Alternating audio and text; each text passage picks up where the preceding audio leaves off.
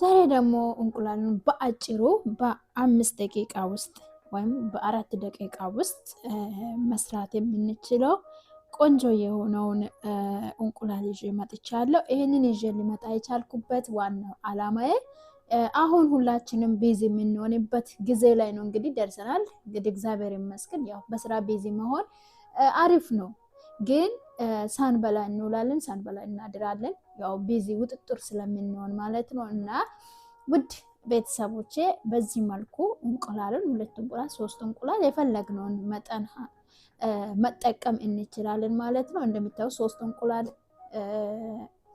እንዲሁም ደግሞ ግማሽ ትንሽዬ ቅመም ጨው አድርጋለሁ። ቅመም ካልፈለጋችሁ አለመጨመር ትችላላችሁ። እና በደንብ አድርገን እናዋሃዳለን ወይም መታ መታ እናደርጋለን። ከዛ እዚህ ጋር ደግሞ ቺስ አለ።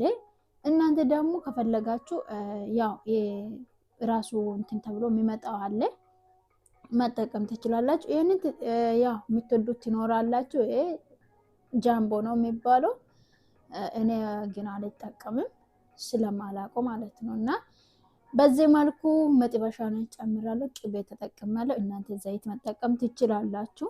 እኔ ቅቤ የራሳቸውን ነው የተጠቀምኩት። እና ሽንኩርት ሸተተ፣ ቲማቲም ሸተተ እንዲሆነ ስለማይባል ይሄ ሽታ የለውም። ስለዚህ ራሳችሁን ጠብቁ በቻላችሁት አቅም። እና እንደ ቅጣ ነው የምንጋግረው ማለት ነው።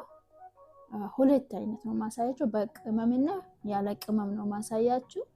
ይሄንን የማይችል ይኖራል ብዬ ተስፋ አላደርግም፣ ግን ያው ራሳችሁን ጠብቁ፣ ራሳችሁን በደንብ አንከባክቡ። በዚህ ረመዳን እንግዲህ እየገባ ነው።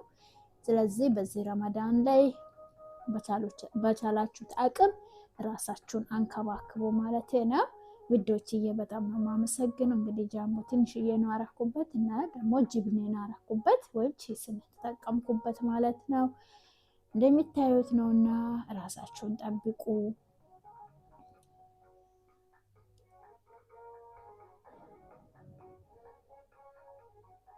ግን አንድ እጅ ስለሆነ ያላችሁ እግዚአብሔር ይመስገን። በእውነት እኛ እግዚአብሔር በሰጠ ጤና መደሰት አለብን ሁሌም ማለት ነው። ክብሩ ይስፋ። እንግዲህ አሁን ደግሞ ይኸውላችሁ እንገለብጣለን ማለት ነው።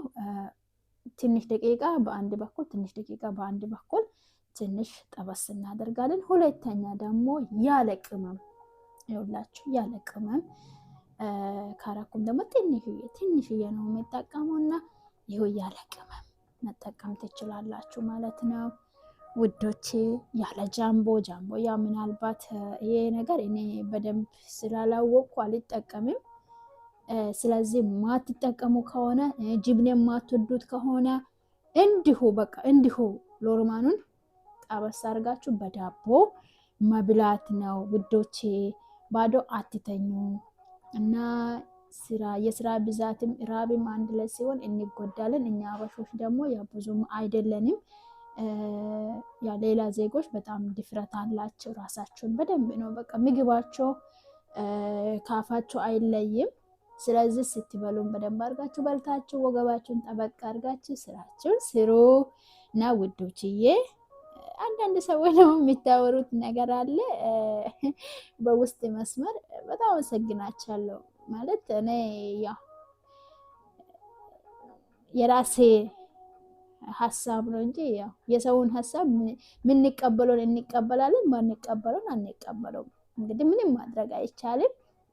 የተመቻችሁት እዩት፣ ላይክ አድርጉ፣ ኮሜንት ጻፉልኝ። ያልተመቻችሁት ደግሞ ችግር የለውም፣ ማንንም አያስገድድም። በዚህ መልኩ ጨርሻለሁ ቤተሰቦቼ። እንግዲህ እንደዚህ ቁርስ አድርገን ደግሞ እናያለን። በሌላ ቪዲዮ እስከምንገናኝ ቸር ሰንብቱ። በጣም ወዳችኋለሁ። አበረታቱኝ። ሼር፣ ላይክ፣ ሰብስክራይብ፣ ኮሜንት በማድረግ አበረታቱኝ። በጣም ነው የሚወዳችሁ። ክበሩልኝ።